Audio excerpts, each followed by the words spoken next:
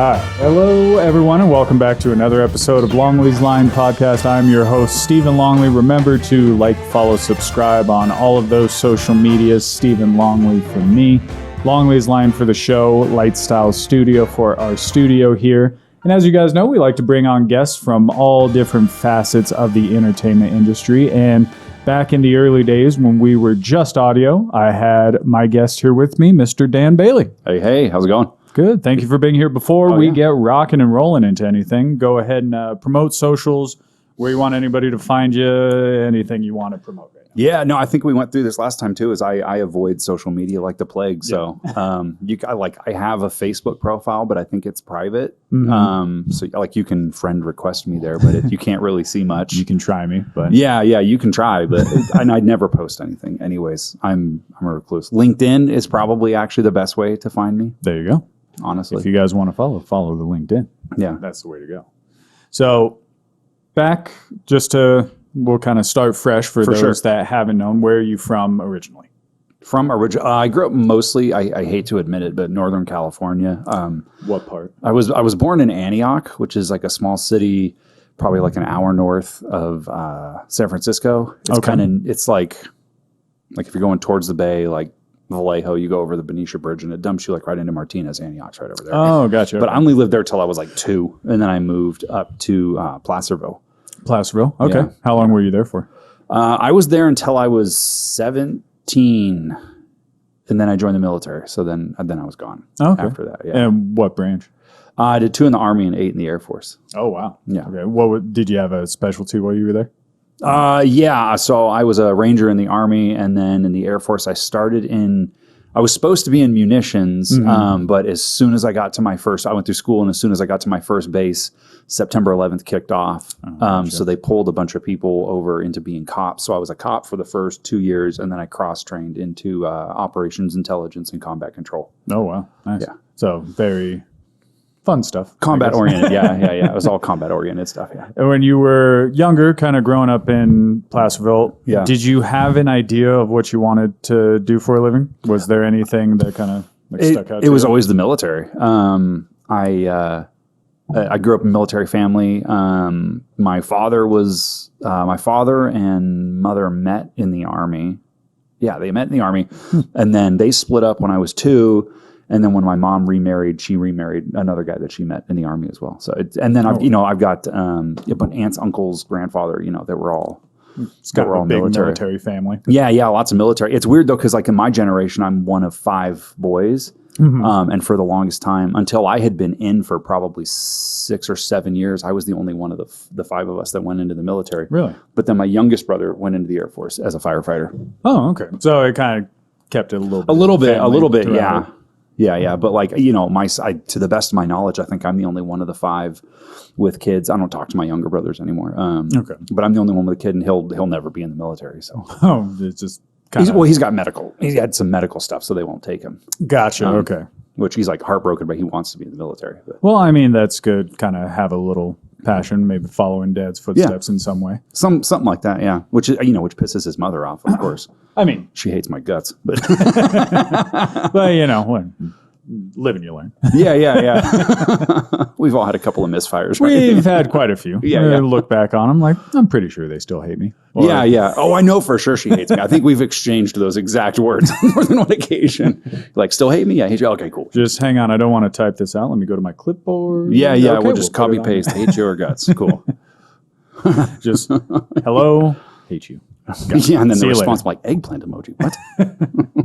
Just, was that meant for me? I'm like, that's not for me. That's definitely not meant for me. I will delete. Yeah, we'll just, ignore. Okay. Or you had all of those too, where a lot of just X's. Ridiculous. So, back to this stuff. Yeah. We can go on an X train, but I don't know. Yeah. No, we're not going to. I don't know if that line needs to be crossed over here. No. I think we're okay. I have enough talk with my wife about that. Yeah. So, going into the military, and you find your specialty, everything like that. While you're in the military, do you have any other aspirations of breaking into the entertainment industry while you're there, or is it kind of just dead set on military until Yeah, no, I was career. I thought I was gonna. I mean, given my job, I was pretty sure I was going to die in the military. So I never really thought. I never really thought past it. I was like, I'm going to do 20, 30 years and then retire. And by then I'll be too old and broken to do anything. So I'll probably just collect my pension and, sit on my ass. Buy a good recliner. Yeah. I think the closest to my career that I ever thought about was I was like, I'll probably spend the rest of my life just collecting a pension and playing video games. Because, I've always been super into video games. Right. So, I mean, I've always been so passionate about video games that when I was, God, how old was I? 7 or 8. It was like shortly after the original Nintendo. I'm aging myself a little bit here. It's shortly after the original Nintendo came out. I wanted one, and in order to get it, because my mom wouldn't buy it for me. I grew. My mom, Irish Catholic family. You got to earn it. Big family, not a lot of money to go around. Yeah. So it was like, well, you got to go earn it. So I spent most of my time running around with my little, radio flyer red wagon, picking up bottles and cans, like literally digging through trash cans for like bottles and cans that people threw away back when you could like take those to a recycling place and get money for them. Yeah. And I did that for, all my weekends, all my spare time until I had enough money to buy my Nintendo. And my mom made me a deal that if I saved up the money to buy the Nintendo, that she would buy me a game. Oh, okay. She would go, I'll buy you your first game. So when I bought the first Nintendo, it came with the, Mario 1 and Duck Hunt, and then she bought me Mario 3. That was it. I mean, and the love just stayed from there. Yeah, and there it was. And so with that as well, you kind of thought, you'd be playing the video games. Did you ever have a separate thought of maybe I might dive into them, like be a part of creating them or anything like that? I think that probably was the same for me. It's so weird. Like my career through video games is so weird. Like I kind of just fell upstairs. That's usually how I describe it, is I fell upstairs. I kind of just tumbled into, on accident, like a relatively successful career. It was one of those things, like I always thought about it, but probably in the same way that most people thought about it. Like it was like, oh, that'd be cool. Very like Flight of Fancy type of a thing. And when I got out of the military, I went into school. Shortly after I got out of the military, I found out that I had a seizure disorder the hard way. I was at work and I had a grand mal seizure. And it just got me like really interested in like kind of how the brain worked and things like that, because it kind of came out of nowhere. So I ended up going to school to study developmental psychology, like neuropsychology specifically. So I got my undergrad in neuropsychology, and I was actually a year into my PhD in developmental cognitive neuropsychology. Wow. Like I had written papers, I'd like co-authored books and stuff. Like I worked with a forensic psychologist and like co-authored a book on forensic psychology. Like I was super into psychology at the time, and it's still really cool. I still really like it. But I went to a Star Wars convention in Florida about a year in. It was in between my first and second year in my PhD program, and I saw like an ad for like a video game development school, and it just got me. And I was like, you know what? I think that's what I want to do. Yeah. And I just came home, dropped out of school, and enrolled. I didn't enroll in that program because that program was based in Florida, and I was here in Reno. Yeah. But I found a program, and I had already had my bachelor's at that point, so I went right into grad school. I went to a private school in Arizona and got my master's in game production. And while I was there, I interned at Bilzzard, and then I interned at another company, a Korean company called Selvis, that had an office in Irvine. And my last semester in grad school, they actually hired me to be their game producer because their producer left. Yeah. So I was still in grad school, finishing my degree, and got hired. So I was working full time as a producer while I was working on my game production degree. What does a producer necessarily do when it comes to like the gaming development side? Yeah. So producers are basically, it's just a fancy word for a project manager. That's it. Okay. Manage budgets, time, schedule, overlook everything. Stuff like, yeah. You kind of oversee everything. It's like you manage with, it's kind of tough to be a producer because you have to like lead and manage people, and you have no authority. Like you're nobody's boss. Gotcha. When you get into like the senior levels of production, you oversee other producers, but that's it. Like producers are not the bosses, the actual bosses of like the engineers and stuff like that. So you're trying to get them to do work and like act in a position of authority and like, I need you to do this, but they effectively can tell you like, go step on Legos and you just have to, go away, leave me alone. Or, I mean, they can tell you just no to your face and there's really nothing you can do. Is that a common knowledge that they know that you don't hold that kind of rank? Yeah. I mean, they know that you're not their boss because they know who their boss is. I think generally it's kind of accepted like that a producer's job is to like manage schedules and like we can make decisions kind of behind the scenes that that affect them. Okay. Right. So like if they try to get grumpy and, I'm going to work on this, not this, then you just you can go to their boss and go like, well, this is the schedule. So like, if they choose to tell me no and work on this thing instead of this thing, or if they're falling behind or whatever, like you're going to miss your deadlines and then you're going to look bad for not managing their team. So you can kind of like manage through their boss if they want to be like that. But 99% of the time people in the industry are not, people in the game industry for the most part they're passionate about making games and they want to make the game good.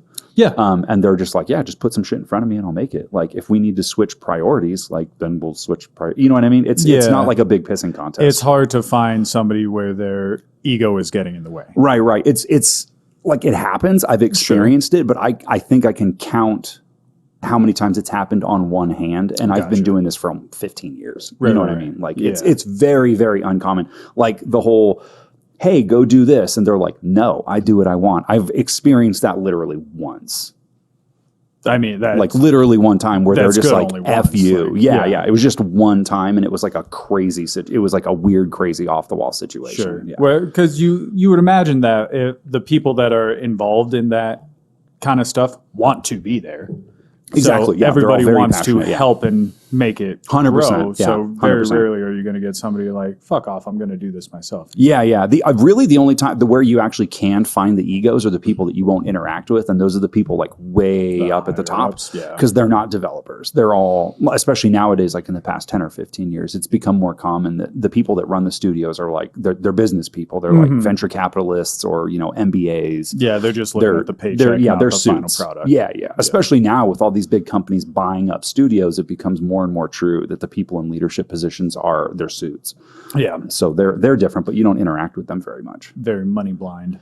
Oh, for sure. 100%. Yeah. That makes a lot. So while you're there, what was the first game that you helped with? Do you remember the first game or any big one like that? I mean, strictly speaking, because when I was in grad school, I interned at Bilzzard. Literally, the first game I worked on was the first expansion for StarCraft 2. Okay. So my first game was actually a really big game. And that was when StarCraft 2 was like kind of at its peak. It was like esports were kind of becoming a thing. And, StarCraft 2 was like very competitive worldwide. And then after that, it was like a bunch of mobile games, a lot of which people probably have never heard of. Because it was before real smartphones, right? Or was it around that time? No. There was definitely smartphones. I think it was like, iPhone 5 time, iPhone 6 type thing. But it was that company that I got hired to work for during grad school they did a lot of ports. So they ported like Grand Theft Auto 3 from console to mobile, like XCOM. Gotcha. So they did a lot of ports. They had some internally developed games that were like meh. Sure. That were like okay, but kind of never really went anywhere. It was mostly ports. And was it, because when you're doing the games, is it one of those where it can vary, like you said, ports, where it varies between consoles? Or was it like one of those where you're working on a specific game for a specific console kind of thing? Does that make sense? I'm not a... At that, I might have had a seizure there at the beginning of the question. It was at that company or just in general? Like at that company. At that company.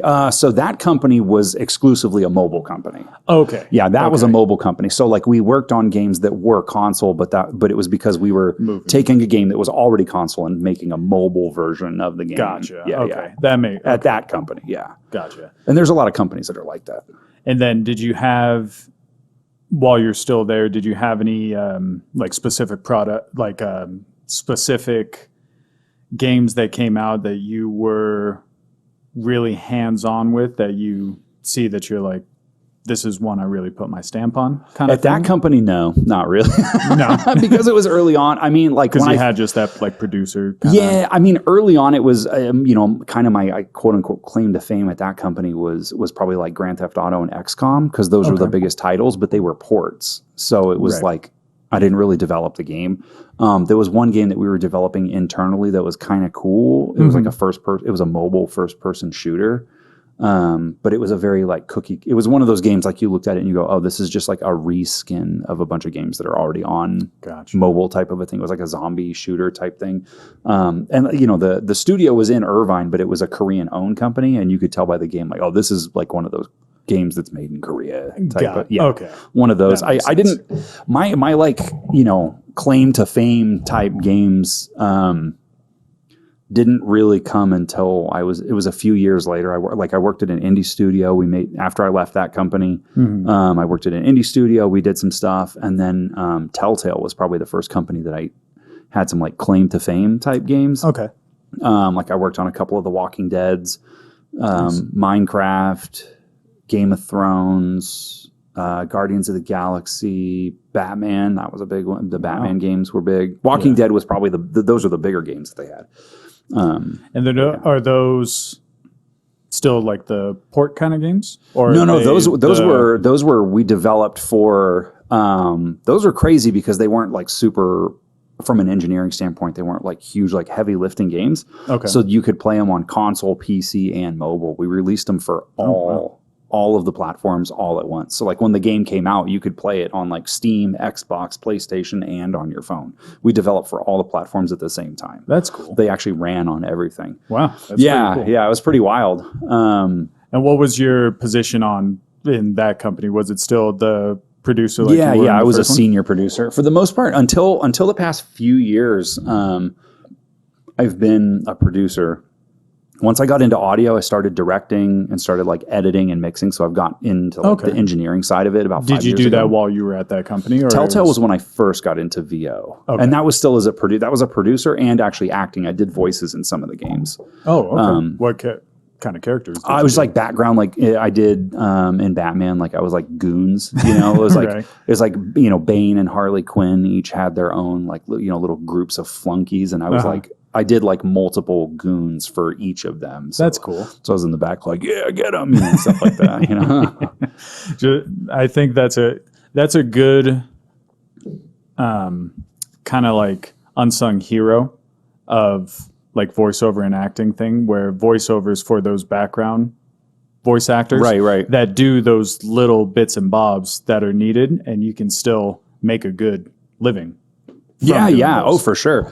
There's, tons of people make a living doing stuff like that, especially if it's union. Mm-hmm. Like if you're a SAG actor and you do stuff like that. Yeah. Once I really got into voiceover production, like when I worked on Diablo 4, I was the voiceover producer for Diablo 4. Mm-hmm. We're bringing in actors, and that was a SAG project. So every voice, even like the creatures, the people that come in and just pretend to be skeletons and stuff, they're all union actors. That's cool. And minimum wage for union is like crazy. We'd have actors come in and they'd be in the booth for like 2 hours.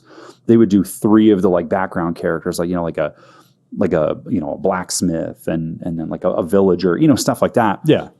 And they could record, 15 to 20 lines per character, and they would do 3 characters at once, and they'd make like $1,000. Yeah. It was insane.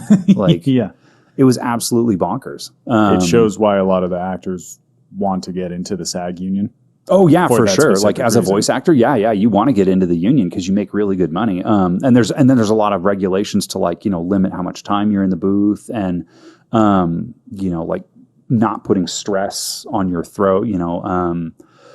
There's like basically if you're doing like yelling and what they call different people call it different things, like either exertions or efforts. But like if you're doing like growling or yelling or like really like throaty stuff that can exert your throat. Yeah. A full session is considered 2 hours, not 4 hours. Oh, okay. And there's even stuff where if you're doing a lot of like kind of sound effect type stuff or a lot of screaming, it's actually considered stunt work. So you have to get paid basically at the same rate as a person, like as an on-camera actor who's doing stunt work, like who could be in physical danger. Because you could like blow out your vocal cords if you do it wrong. Yeah, and you can scratch it up. And there's people like if you're not used to doing those kind of exertions all the time, you know, you do 2 or 3 hours of that, you know, screaming and your throat's so sore, you can't work for 2 or 3 days after that. You can't actually go in and voice regular characters for 2 or 3 days because your vocal cord's blown out. So it's sort of like an insurance type policy. Yeah, where it's like you're going to hurt yourself. Yeah, it's like you can hurt yourself if you don't do it right. You can injure your throat. So they get paid like extra money for that. It's pretty lucrative. Like my budget for voiceover for Diablo 4 was insane. Quite substantial. It was millions. You think about it too. It's like one of the biggest points of games is the characters. Right. For sure, especially like in a narrative game, yeah. Yeah, and you want them to have some sort of distinctive tone, and then for sure people remember that forever. So, oh yeah, absolutely. Back to the other one right before. So as you're at Telltale, right. So while you're there, kind of helping produce the massive amount of games and kind of helping with the voiceover work, do you think this is kind of the avenue I want to go down now? Yeah, that was changed into that. Yeah, I got into it because a friend of mine was the director of the voiceover department, and it was voiceover was something I was kind of just always like generally interested in, and I was like, hey man, can I like kind of shadow and kind of learn and stuff like that? See what you can do. And he was like, oh heck yeah, and then they ended up like creating like a voiceover coordinator position, and so I ended up taking on a bunch of work, and I was like, oh yeah, this is for me. This is what I'm gonna do, and then I pursued it since. I worked at Zynga for a short stint where I didn't do voiceover, but from Telltale to now, that like 6-month period at Zynga was like the only time that I haven't been doing voiceover to some degree or another. I switched completely. I got into audio. Like I worked at a couple of sound studios, one here in town and then one in Berkeley.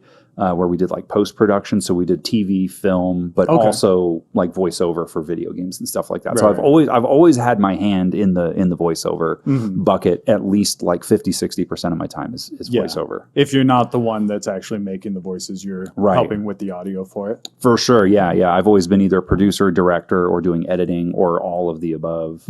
At both of those, like most recently I was at Wilmer Sound. And I was the head of production, so I was in charge of all of production. I was their head producer, and then I was the voiceover director. So anytime we had voiceover come into the studio, I was in charge of that, and I was doing all the directing. That's cool. Yeah, that must have been like a different change of pace going from the producer not having much say over anything, and then now you're kind of helping wrangle all the voiceover actors come in. Right? Yeah. I mean, it was as a. Did you have as much say in it? Well, so being a voiceover director is different. So the answer, did I have more say? It depends on your perspective. No, because I'm telling the actor, this is what I need, whatever. So you have say because you're like, no, do it this way. No, this is bad, whatever. Right. But as a director, especially in voiceover, you're actually you're totally removed from like the development pipeline. Okay. So even if you work for a company, like for a game studio as a voiceover director, which is very, very rare, most game studios don't have on staff directors. And if they do, they'll have like one, and then they still contract. Like 99.9% of voiceover directors are freelance. They get hired by studios to come in and work on a project or direct for a little bit, and then they go off and they do other things. Okay. Just kind of a second helping hand. Right. Like so Bilzzard, for example, they ton of games, right? Like Diablo, Overwatch, World of Warcraft, StarCraft, all these things. They have all these huge games, lots of voice for that. They have one voiceover director on staff. Yeah. So she obviously can't direct all of those sessions. There's no way because they're recording. I mean, when I was there, we were fighting for studio time between me and the other projects. So like Diablo, Overwatch, and World of Warcraft were always like battling for like studio time with each other. There would be times when they'd be running 3 or 4 sessions at the same time. So obviously she can't be in 4 places at the same time. So she basically just handled all of the big cinematics, like the really, really important stuff. And then everything else got kind of farmed out to like contract directors or even like the tertiary type characters, like the villagers and stuff. I ended up directing Okay. Some of those. Gotcha. So where she couldn't take over everything, Right. they'd hire other people to come. Right. in And they make had sure to. It was out. just, there's only so much one person can do. And there's companies out there that have, games that they're always recording voice for, and they don't have a voiceover director at all. They just hire directors. It's super common. Have you seen that firsthand where the voiceover director and just a quote unquote basic director comes in and how much of a night and day difference is that, or is it much of one at all? Well, I mean, the directors that they hire are voiceover directors. Like they're the same. They're the same skill. It's the same job. It's just one works for the company and one's a contractor. Gotcha. They do the same job. There is a difference though. Usually, if a company has a voiceover director, that person is a director, and maybe they came from a production background, or maybe they came from an engineering background or something back in the day. But a lot of times, all they've ever done is direct. Okay. A lot of freelance voiceover directors either used to be or still are also voiceover actors.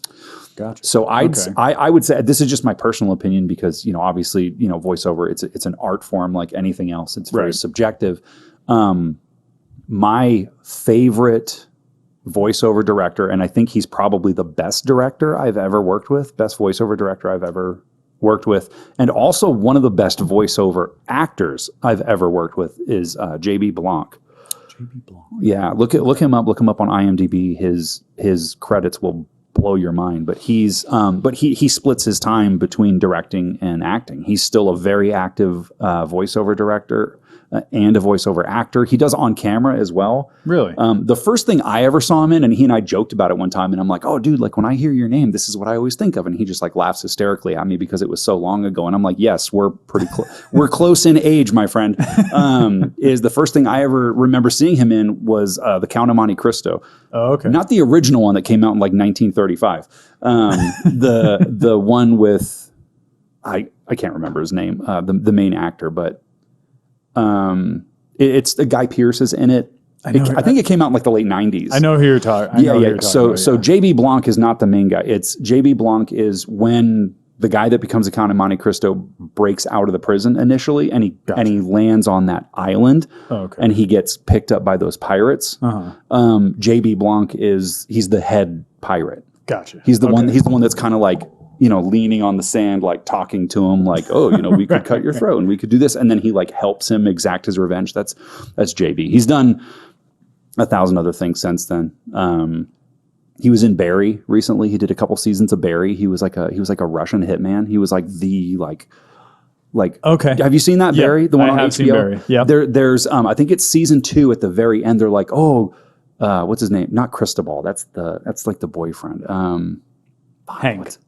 Soho Hank? Soho Hank idolizes this other hitman. They talk about the hitman in season 1, but he never shows up. It's the end of season 2, this guy just kind of walks in and then smiles, and he's got that gold tooth. Yes. And then that's JB Blanc. Oh, shit. Yeah. That's cool. Yeah. So he does on camera, but he does a lot of voiceover. He's really, really good at dialects and accents and stuff. Interesting. Okay. Yeah. There's a lot of stuff you'll hear his voice in, and you have no idea it's him, because he can do different accents and dialects and stuff really, really well. I think that's one of the most impressive things when it comes to voiceover actors. Yeah. Is thinking about some of the big names like Billy West. Right. He's Fry, but he's also so many different characters that are Phil Lamar. He's a big one. Yeah. The Jamaican doctor in Futurama, right? But he's also he's cyborg in these other things, and he's so many different things. But you can't always tell that it's him. Exactly. Yeah, which is so interesting. And the good ones are like that. And then there's the guys that work all the time, and when you hear their voice, it's them. Yeah, there's a lot of those, but they're also super good. One of my 2 all-time favorite just actors in general are Ron Perlman. Oh, his amazing. Voice coming from a mile away. Very distinct voice. Keith David. Right. Their voices coming from a mile Very away, distinct but voices. when you hear them, you're like, oh shit, it's them. You're like, that's them. I love it. Yeah. But they have a very specific voice print. And that's the thing that's wild about voiceovers. A lot of people ask me about how can I get into voiceover? And people always tell me I have this super distinct voice. I should do voiceover. And it's people with voices like that, yes, you can find work, but you get pigeonholed very quickly because you have that distinct voice print, right? Yeah.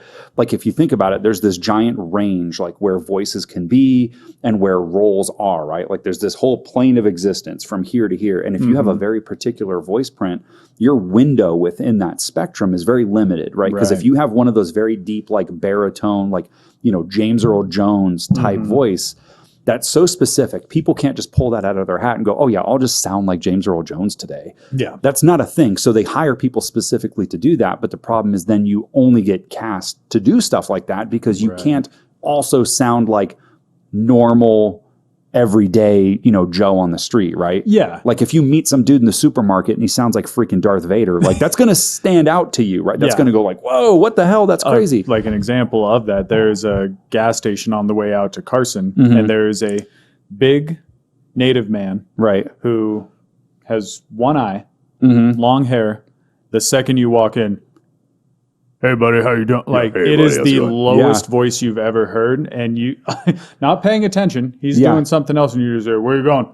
Like whoa, blows your mind right away. Yeah, and it stands out, and that doesn't work for like all of dude walking down the street background character type of a thing, right? Because it goes, whoa, what the hell is that? Right. But then when you have guys like Troy Baker, for example, one of the workingest voice actors in the industry. His normal talking voice, like when I sat and just talked to him, his normal talking voice is like it's distinct-ish, right? But it's not like wild, like James Earl Jones, like oh my god. So his range is a lot more, and that's one of the reasons. On top of just being a really good actor, that's one of the reasons that he gets cast so much. Is because his voice it's kind of almost right down Main Street. Okay, so it gives him a lot more room to change, to play, to vary. He can play different types of characters. He can add accents, and it's not going to cut through like a James Earl Jones type of a voice would. And then when it comes to that, like since you've had kind of an overlook on bringing voice actors in, when it comes to just their basic speaking voice, if you have to do a certain type of character, does their basic speaking voice ever really matter, or you have a certain way that this particular character is supposed to sound, and you want them to try and do like something high pitched or like make a weird gurgling? Like, do you have? Yeah, it's if that makes sense. Yeah, no. I see what you're saying. So that depends. So a lot of times, what happens with bigger budget stuff is we send out an audition and we try to give a description of like what the voice print of that character is going to be. Right. So when people send in their auditions, they will try to do that voice. Yeah, they'll do variations of that. So sometimes you get people that just their natural speaking voice is pretty close to that. Okay. And if you happen to know the actor already, you end up seeking them out because you know that their normal speaking voice is pretty close to the character, so they're not going to have to like stretch too far to make it sound right. Which is, ideally, that's what you do, is you find someone that doesn't have to go like, this is where my voice is, but now I need to do my voice like this, and throw their voice like some crazy direction. You want someone that's already pretty close, right? That makes sense. Okay. Like Bart Simpson. It's like a 55-year-old woman now because the show's been on for 100 years. I think she was in her 20s when she started doing, but that was because her natural speaking voice sounded like a 9-year-old boy. Exactly. Yeah. And she doesn't really have to throw her voice much. Like she does, but not a ton. But not where it's overly dramatized. Right. It's like she's already kind of there. She's already kind of there. Takes it up a little bit. And then it's already there. Right, exactly. So you try to find people like that, but then sometimes the characters are just so off the wall. You need someone that can do crazy stuff like voice. That. You got to do something insane for it, and then you look for actors that can do that. But usually, when you're looking for actors, you're going to give them a description of the character. You're giving them as much information as you reasonably can. Right. Images of the character so they can kind of get the feel of what that character is. And then, kind of what their voice print is, are they dark and brooding and things like that? Yeah. And, honestly, sometimes for a character, you don't have an exact like a voice print in your head, like the writers or the casting director, whoever, doesn't necessarily have an exact print for that character in their head. Okay. They kind of go like, this is the area, and I know it's not going to be wild and cartoony, and I know it's not going to be James Earl Jones. There's wiggle room in the middle, and then they kind of just cast a net and see what they get. And then sometimes you'll end up just somebody will submit an audition and you hear it and you just go, oh, that's it. That fits right Like away. that sounds right. Okay. But when you're writing the character, you don't necessarily have like an exact picture, and you're not saying it needs to sound exactly like this. Okay. Sometimes for auditions, they say, just for reference, they'll say, okay, this is the character we're going to cast for. Think so-and-so in this movie. Type of a thing, right? Like, think Cersei, Game of Thrones. Gotcha. This is kind of the tone, the attitude that we're going for, type of a thing. So there'll be some kind of reference, but sometimes it can, sometimes there's a lot of wiggle room, or you just hear something and you go, oh shit, that's actually, I like that. I think this one works. I think that's way better. Yeah. Have you ever had it where, when bringing somebody in to try and fit a character, where you were just kind of blown away that they pulled out this voice, where it's like somebody, like how you said, like a James Earl Jones comes walking in with the deepest voice you've ever heard, and then all of a sudden they can take it to, they can go like 9 Ways from Sunday. Yeah. Honestly, I feel like I'm like out here promoting the guy. I'm not, but like JB is very much like that. I know you're listening, JB. Yeah. I know you're watching JB. He's actually really, really good at that. Mm-hmm. His range is incredible. And a big part of it is because of the dialects, and the accents and stuff that he can do. And he's so good at so many of them that he can just say, oh, let's try this. And it's something like completely off the wall. And then it works. I'm trying to think of some. There's people that have come in and I'm like, I know I'm expecting something good. Right. And then they're just so good. Yeah. I've worked with him a couple times. He's also got one of those really distinct voice prints. Right. He does a lot of on-camera work, but he also does a lot of voiceover. But it's because he has a really, really distinct voice print. Is Ralph Ineson. He is. I'm trying to think. Game of Thrones, because I just mentioned it. So he was in Game of Thrones. He was for anybody who's seen Game of Thrones, have you seen Game of Thrones? Mm-hmm. Yeah, we're actually rewatching it again. Oh, perfect. Okay, so when Theon Greyjoy ends up going back, and he's like, "Screw this! I'm going to go take over Winterfell." Yeah, and he's got that kind of like lieutenant, that like really tall, kind of skinny guy with that deep voice. Right. That's like, "Oh no, you should do this." Like. That's Ralph Ineson. That's him. Okay. Yeah. He's done a ton of stuff. I always remember too. He's got this. If you've ever seen the IT Crowd, that British show. Yeah. The IT Crowd. There's that episode where Roy goes to get a massage, and the masseuse kisses him on the butt. That's Ralph Ineson as well. It's just a weird, random role. I think that's probably one of the best things of being an actor that works so much. Where if you point him out like this, it's like, yeah, remember when he kissed him on the butt? I remember when that masseuse kissed that guy on the ass. Yeah, and he's like, okay, that was me. Yeah, that was him. Yeah. He's done it. I know I've seen him in like 1,000 other things. He was in that's Ready Player One. He was in that. It was kind of a smaller role. The main character had that like stepdad or whatever with like the long mullet. That was also Ralph Ineson. I didn't actually notice that until the second time that I watched it, and I was like, I didn't notice it the first time, and then the second time I was like, wait, what the? Oh, that's Ralph Ineson. No way, get out of here. But yeah, he does a lot of voice acting, but he's got just this really like really unique deep, kind of voice, brooding type of a voice. Yeah. Where it's kind of like a Will Arnett, where he's got like a really deep voice, but he can also fluctuate it a little bit too, where it's still distinct enough where you know that it's him, but he changes it a little bit more to where you're like, is that him? I can't fully tell. So Will Arnett kind of falls in that category. Like he's kind of got that voice print, but he can fluctuate. Like Ralph Ineson doesn't. His voice is so deep and so unique. It's got such a specific print that he doesn't. He really doesn't. That's what it is. Yeah, it is what it is. It's like a James Earl Jones. Like he's not going to audition for like, the next Teletubby or anything like unless they're going R-rated. Yeah, unless it's like R-rated Teletubbies and he's like, I'm here to kill some motherfuckers. Like, I mean, if they made an R-rated Teletubby, that'd be great. What's going on? Oh yeah, R-rated Barney. Like he's just savage and like beats kids or something. That would be. We're not endorsing. I'm not endorsing that, but it would be fun. But that would be sweet to see. They already made like the horror Winnie Pooh, like Winnie the Pooh. Oh, they yeah. made that horror Winnie the Pooh. Yeah. It's terrifying. And it's a kid's thing. Like, yeah. Actually, you know what? Come to think of it, they actually already did do an R-rated Barney. It's friggin' Five Nights at Freddy's. That's actually if Barney, good point, and Chuck E. Cheese had a baby and Bloomhouse, made a movie. That's all together. That's what it would be. That's Five Nights at Freddy's, which was actually a really funny movie. Kind of speaking on, like pointing out these couple of actors. Have you ever had it where you mentioned J.D. Blanc? Have you ever had it where you're doing, voiceover casting or anything where you've had kind of a really big name come in and you've seen and just kind of been like, oh, yes, this person's here. And like it kind of blew your mind that it's cool, or in like another way, like where you're like, this part isn't for you. Or I was like halfway through that. Yeah, halfway through that, I was like, I feel like you're setting me up. Like it almost feels like stage, like you're setting me up. There's a very specific situation.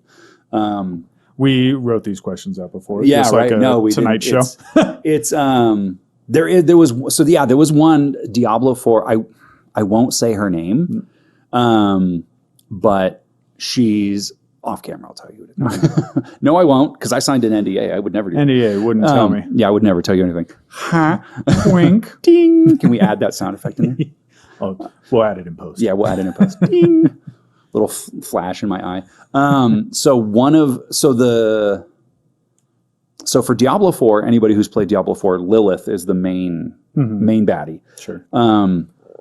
And it was really hard casting her. Finding the right person, scheduling was an issue. There was a really, really big name that they were originally looking at to cast, but she was really, really expensive and had all these stipulations like, I'm only going to do this many sessions. This is when I'm available. And you better get the lines that you want in those numbers of sessions, because I'm not coming back. Like, I'm going to give you 10 sessions. It's 4 hours a session, but you get 10 sessions. So have all of the lines ready to go. I'm not doing pickups after that. Like, so be ready, because a lot of, and that project was really bad in particular. Not really bad, but, difficult. So by the time I signed on, voiceover was kind of starting to fall behind. So we were trying to play catch up. And just to get ahead of the game, we started doing a lot of recording, and then we had to do rewrites because the game was still in development. So there was a lot of pickups, a lot of calling actors back in to redo stuff. Gotcha. And when you've got a $10 million voiceover budget or whatever the F it was, that's fine. Doing like like post shoots or something. Like reshoots. So sorry. It's basically like a reshoot. Like, oh, we need to redo this scene. We don't like it or whatever. But sometimes it was like, oh, because this thing changed in the game, these lines need to change because, now this character is referencing something that doesn't exist anymore. So we need to record it. Whatever it is. So there was a lot of re-recording, and she was like, I'm not doing that. So like, I'll give you 10 sessions, 4 hours a piece. And I want 10 grand a session, and that's it. And I'm done. And I walk away. So if you do rewrites, sucks to suck. Yeah. We ended up not using her. I think there was like some scheduling issues and stuff and they weren't 100% sure that they wanted to spend the money on it. And so we ended up casting someone who was also actually a very well-known actress, not nearly as well-known as the first person. Sure. But as soon as they said her name, I immediately knew who she was. And I was like, oh, that's super cool. Like, and I was really looking and she is super talented. But she's very much like the first person, very much an on-camera actress, and voiceover is different. Yes. And she just couldn't give us the lines the way we needed them. They sound, and it's a bummer. So they ended up, long story short, we had like 5 sessions with her. We only got like 8 or 9 usable lines. And we were like, we're spending a lot of time and money on this. We need to just recast. Yeah. So we let her go. So the person that is Lilith now, they ended up casting her after I left. And it's that the person who does it now, I can't remember her name because I've actually never heard of her, which I thought was interesting. I was like, oh, wow. Like, and her voiceover resume is not very extensive. Okay. But she did a great job. I'm like, oh, wow, the acting is really there. But the previous actress, the one that I worked with, her voice print was just like it was perfect. Yeah. You know, her and the original like idea that we had, the person A, their voice prints was like, oh my God, like when I picture this character, yeah, that's the voice I hear.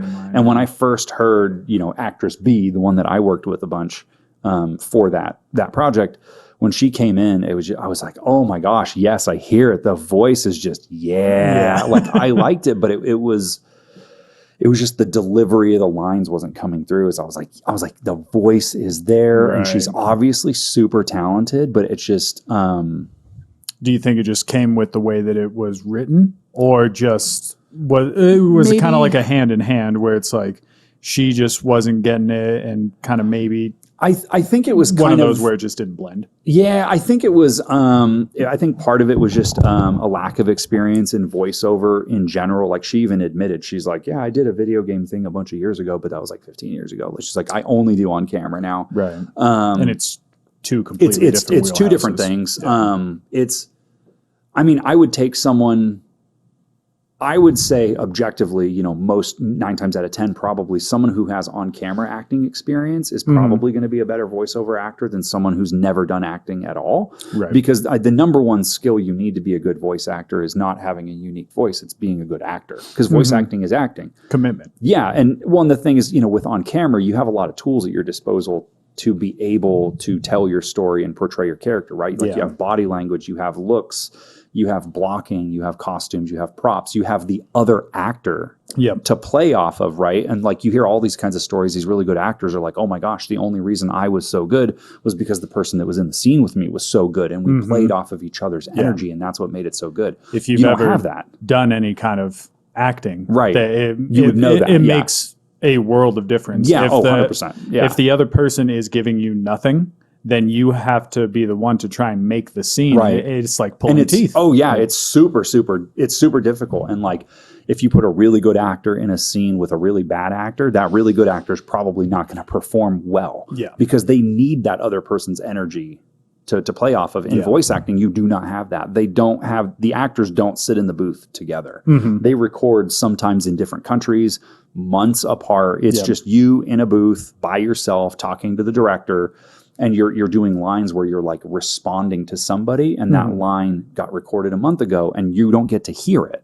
They don't even like, even if you're responding to like some dialogue, they don't like play the dialogue for you so that you can respond to the dialogue. They'll show you the script and they'll say, this is what somebody said to you, but you don't actually even get to hear the recorded dialogue. Interesting. So it's tough. It's really, really tough. And she didn't have any experience doing that.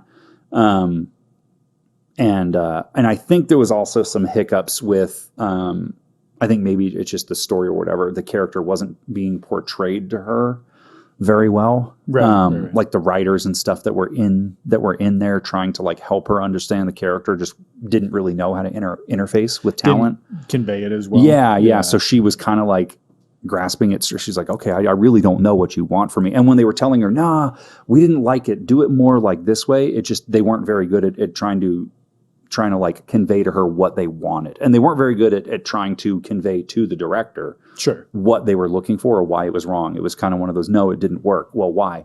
I don't know. It just didn't sound right. It didn't sound like angry enough or whatever. And she's like, well, okay, you need to give me more. I need to explain to the actor like where this character is coming from. And I think they just weren't given that. Sure. That makes sense. But that was one of those experiences where I was like, oh, this is going to be so much fun. And I looked forward to those sessions, and it just didn't pan out. And it just didn't pan out. Yeah. It was wild.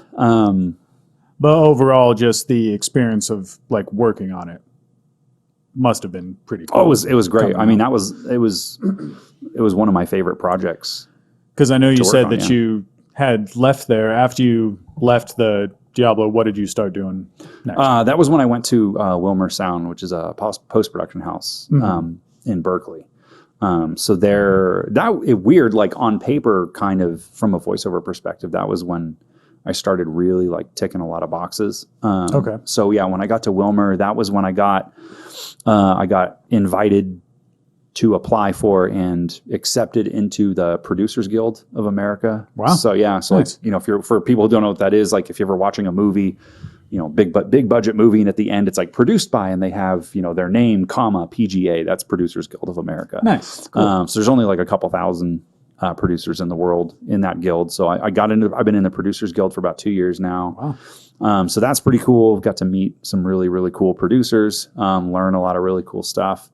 Has it all been on the video game line, or has it, since you kind of more gravitate towards the voiceover, is it also animation, movies as well? Or the production? Or for your production guild that you're a part of? So I qualified for the PGA because in the recent few years because it used to just be film. PGA is just film. Okay. And they recently added a category for like interactive media for video games. But it's still like it's really difficult for people to qualify for PGA membership through video games. Okay. You have to work on like,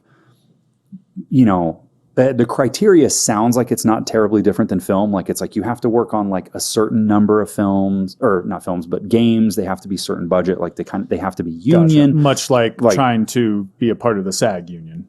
It's the same thing. You have to have at least a line of dialogue in a SAG film. You have to have contributed to some certain degree. You have to have so much contribution. You have to have done it for so long, and then the project itself needs to meet like certain levels of qualification, and you have to have done more than one.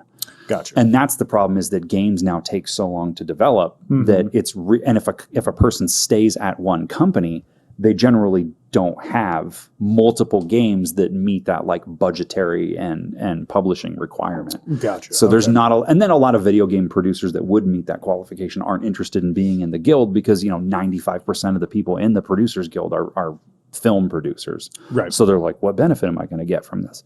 I saw a lot of benefit. Also, especially being in voiceover and audio, I was like, well, I see a lot of benefit being from it because I also work in TV. Right. And film. I just didn't qualify as a film producer. I qualified as a voiceover, or as a interactive media producer. Okay. But I still have access to everything. It's the same guild, you know what I mean? So like if I go work on a movie as a guild producer, like if it qualifies, I can get the mark. Yeah. And now that you've been a part of that, have you done any like big budget films or anything like that? That you can say. Yeah, no, I haven't worked on any super big budget films. I've worked on big budget TV and streaming. So I was the producer for, we did Foley and stuff for Star Wars Visions, season 2, that Star Wars show on Disney Plus, that animated one. So we did a lot of the post-production and the Foley for season 2. Nice. We did an animated show called Go Go Corey Carson that was nominated for, the show was nominated for 4 Emmys, and 2 of them were for audio. Okay. So we got nominated for 2 Emmys at that studio, and then later on we did a VR project with Skywalker Sound. Cool. We did a VR project called The March, which is about kind of like, it's virtual reality. It walks you through Martin Luther King's march, like to his big speech, and that got nominated as well. That's cool. So I get 3 Emmy nominations at that studio. No wins yet, but still, I mean, that's still pretty like cool to be considered. It's still cool. But I worked. I mean, that studio we kind of split between games and linear media. So like I worked with Sony and Amazon and a bunch of mobile companies. We did voiceover and stuff for. But that studio was really known for its Foley work. It's got one of the best Foley pits in the country. So. And for those that don't know, what is Foley? So Foley is practical sound effect, where it's you're recreating sounds, like just normal everyday sounds for like TV or film. Sometimes it's used in games as well. Okay.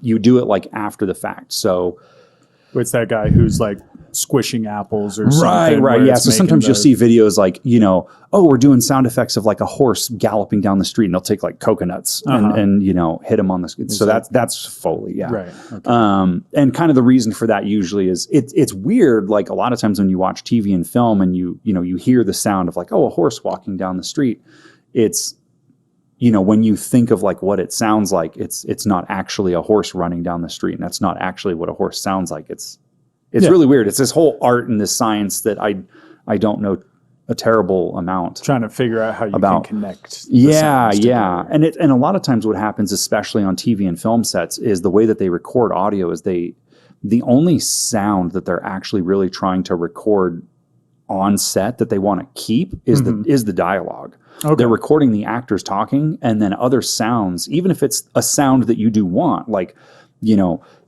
jacket moving around, making some sound like that. Right. You don't actually end up wanting to use that sound that you recorded on set. So all that gets cut out when you're cleaning the audio. Yeah. And you keep the dialogue, but then all of that stuff needs to get added back in. So it gives you the opportunity to kind of pick and choose what audio gets kept in and how you want it to sound and how prominent you want it to be. So you get to create it later. Okay. Most of the time, Foley is used for stuff that doesn't necessarily actually create a sound, or you're trying to have it create this sound that isn't really able to be picked up. Like, for example, a bone breaking. Mm-hmm. Like when, you see a movie and someone, hits their arm and you hear that crunch and it's like, oh, and you're trying to get that effect. When someone hits their arm and breaks their arm, you don't hear it. You can't tell. You can't hear their arm breaking. Yeah. So that has to get created. So that's kind of an extreme example of Foley, but that's, when they break the celery or break pencils like an or over-dramatized version. Right. It's over-dramatized to create that effect because you want the audience to have that like, oh my God, effect because it's this sound. But then sometimes it's as simple as, like I said, like, a horse running down the street or somebody's clothes moving.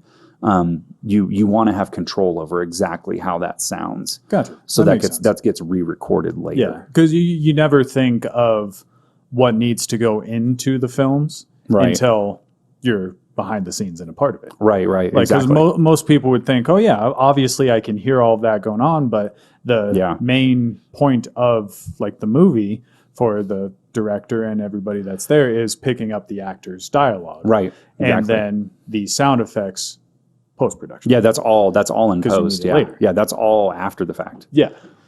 For sure. So Emmy nomination is nothing to sneeze at. Yeah. That's pretty cool. So now that, you're part of the Producers Guild and everything, do you have anything currently that you're working on that you're kind of excited that's coming out that you can talk about? Do you have anything that's kind of, giving that little bit of extra pep in your step or anything like that? I think everything I've worked on recently has come out. The post-production house I was working for in Berkeley closed the Berkeley off. They had 3 studios and they closed the Berkeley one. Mm-hmm. And I worked out of Berkeley. So I stopped working there last year. And I've kind of stepped away a little bit. What are you kind of focusing on now then? I'm going mostly into direct because I kind of always split my time in the past few years between directing and production. Mm-hmm. And I've decided to step away from production completely. Okay. So for video games at least. So I'm totally retired from being a video game producer. I don't want to do it anymore.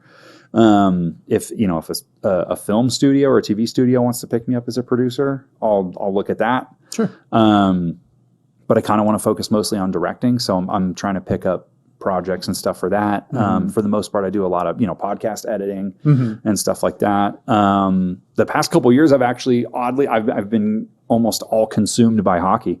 I play hockey, I ref hockey, and I coach hockey, just high school, for the Ice Raiders, for so I play for a team out of Vacaville that's in the same league as the Ice Raiders. The Senior A. Yeah, the Senior A. We had Jess Peterson on here.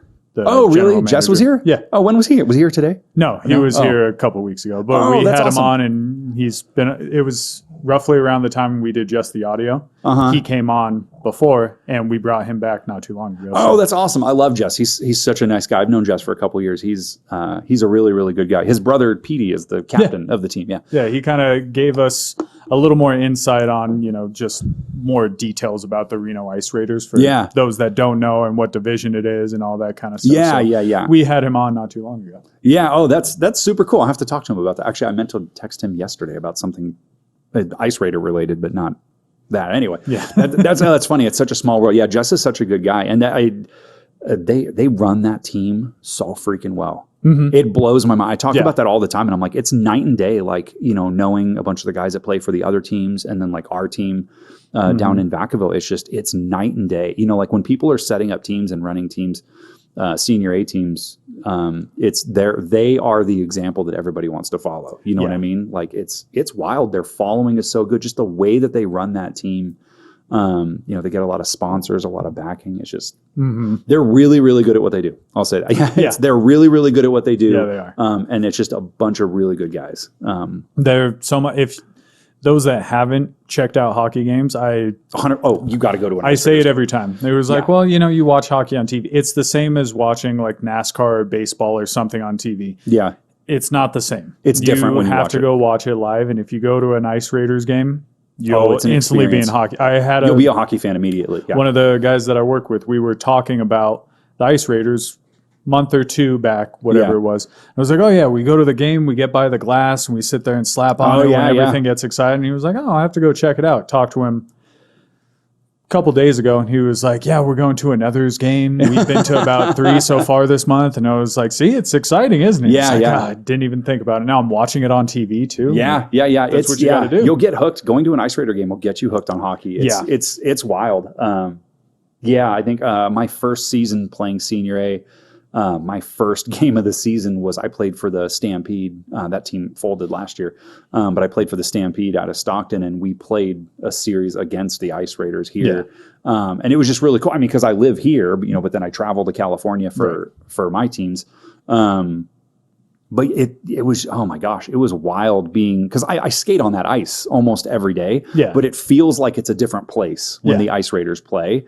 It's just the energy is different, the way that they run it. It's so like professional, and it's just big and everybody's grandiose. Hyped up, and there's so many people, and they're amped up, and they're so into it. And a lot of the people that are in there, like you might think like, oh, when you go to the game, it's just all the people that play hockey there. It's the people that you would already see anyways. And it's like, no, most of the people that go to these games are not hockey players or families of hockey players. They're people that are just fans of the team. And so it was really cool to like be out there on the ice with those guys playing, because they're so good. Like those guys are so good. It's fun. Yeah. It's interesting to hear. Like just the fact that, they're all guys that, like even just his brother, was in the draft and everything like that. Like made it so far, and then coming back and just playing these games and getting everybody really excited about hockey. It's a lot of fun. So now it's you're super cool. So you're reffing and playing and all that So I ref stuff. I ref on that ice 4 or 5 times a week at least. I'm reffing tonight. Sweet. I ref 2 games tonight, but I don't ref the Ice Raider games. I'm not at that level yet. I've only been reffing for a couple years. Okay. So I'm not quite at that level. So then now you're kind of doing the reffing and stuff for fun little bits like that, and you're working on directing. For the directing portion of it, are you staying in the same lane of video games? Are you trying to do short films, live action, anime? What kind of directing are you looking for? I mean, most of my experience is in games. I've directed I directed a short film. It was probably almost 2 years ago now that still hasn't been released because it's up to me to finish the edits, and I just haven't gotten off my ass and done it. Sure. So I directed a short film. I'm down to direct. I mean, I have very minimal on-camera directing experience. I went to film school. I went to film school at NYU. So like I know about it, but other than a couple of small projects, I haven't done a ton of live directing. It's mostly been like voiceover. So I'm looking mostly for like video games, animation, stuff like that. Okay. But I'm down for whatever. There's a lot of stuff with on camera that you have to know about with a director that I don't have as much knowledge of. Yeah. It's the same thing kind of how we were talking about, where it's like it's a little bit of night and day. Yeah, like there's like a Venn diagram, right? Like it's like there is overlap, there are like transferable skills, and there's things that are similar, but the bulk of each of those fields is very unique and specific to that field. So you can't do one and then go, I'm just going to go do the other. Like that's transfer. It's like, no, it's really not. Right. There's a lot you would have to learn. That makes sense. So now that you're going into that, we're going to start to get you out. Yeah. One thing I want to ask for those that might be listening that want to get into voiceover work or anything like that, because I've been the same way where it's like, I've got this kind of voice, whatever it is. What would you, because I've thought about voice acting myself, so what would you suggest for those that might want to try and tap into it? Do you have any advice for young actors or maybe even established actors that haven't tried it that want to try and get into voice acting? Do you have any kind of advice for them? For anybody is work on your acting first, take acting classes, and always be working on your acting. If you have acting experience, get a vocal coach, because there are like exercises and techniques that are specific to voiceover that are really good to learn. And a lot of that also comes from how to protect yourself. Yeah. Is how to protect how to not like, blow your throat out. Use your voice as an instrument. Use your voice as an instrument. Know how to project properly, speaking from down here, projecting from the diaphragm, as opposed to using your throat, which most people do when they scream. And that's how you injure your throat, is because you yell from your throat. Right. So, doing that stuff mostly to protect yourself and, learning mic discipline, that stuff's pretty easy, get a vocal coach. But getting a good demo, and then it's a hustle. It's a grind, like, especially since COVID. Like, my answer to these questions is different before COVID and after COVID. Right. Because during COVID, like, a lot of people really started getting into voiceover. They started buying up equipment and doing VO from home. Yeah. And then the industry kind of learned, like, oh, you don't have to live in LA to be a voice actor. You don't have to live in New York. You can do it remote. Yeah. Or San Francisco or whatever. Like, oh, a lot of voice actors are just doing it remote because it's easier and it's cheaper, and we have access to more talent. Right. So the industry is way more saturated now than it used to be. There's a lot more people out there. So it's way more competitive. It's harder to get into now than it used to be, because there's so many more people that have access to it. Yeah. But hooking up with, a good producer, there's companies out there that do demos, just find the right one. Right. Do your research and know, like, the demos that they're putting out, like, look at the actors that they do demos for, and are those actors working? Are those actors happy with the demos that they have? Right. Kind of learning the industry. And a big one is, knowing what your voice print is. So for anybody who's into acting, kind of knowing, like, what your marketable self is, right? Like, so as an actor, there's really like 3 versions of who you are as an actor. Yeah. There's there's the roles that you think you should be cast for. There's the roles you want to be cast for. And then there's the roles that you're actually gonna get cast for. And very often those 3 pictures are different. And the ideal is you want to get to a place where those 3 pictures are the same, or as close to each other as possible. That makes sense. So having a really good idea of, and the one that's really important to focus on, is knowing what you're going to get cast for.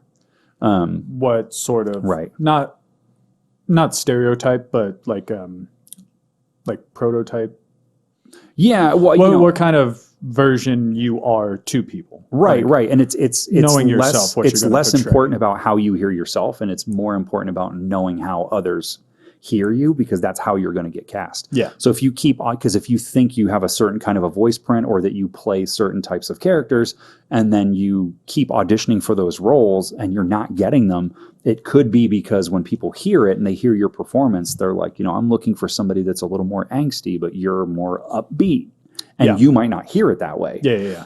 So it's important also maybe to work with other voice actors and directors if you can, and get them to like listen to your demo and give you an honest opinion and say, like, this is what I hear. These are the types of roles that I would see be more suited for.